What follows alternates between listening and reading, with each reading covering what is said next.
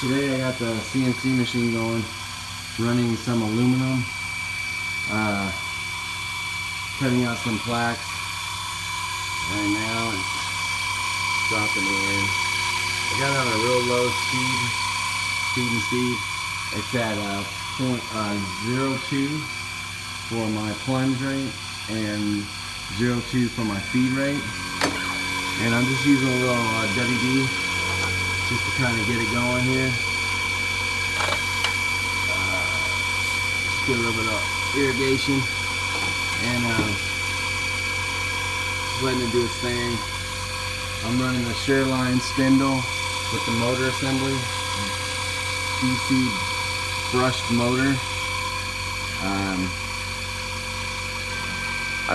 I cut the top of this off a little bit, so now it's roughly about 3 to 4 inches shorter. What I was trying to do was keep my X and my Z kind of more in line. So if you look at like where this bar is at on the X, and you look at this bar right here, you know where this is kind of tying in at. And then my drop spindle, I have it on this plate, and I lowered that, or I raised that, so more support is on this plate right here. So this was a little bit lower before. This was about 1 inch lower, so now I raised it. It might have been a little bit more, actually. And so this is the program I'm running right here.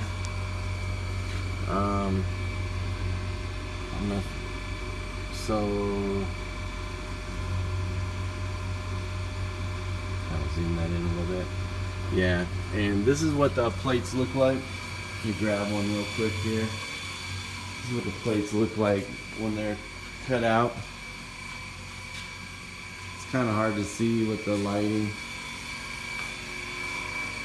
Give you kind of a rough idea.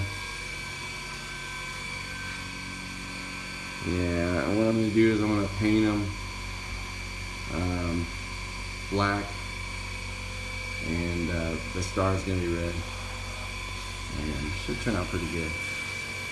Oh, also by lowering down the spindle on this, what I was doing before is I was getting a lot of vibration in here when I was cutting on metal or aluminum, and so I was trying to like reinforce it, and at this point I was like, well, maybe I should just redo it, and that's what I ended up doing. So I had to re-weld these 2 brackets in place and cut it. So just kind of slapped it together. See a little yellow paint on the wall.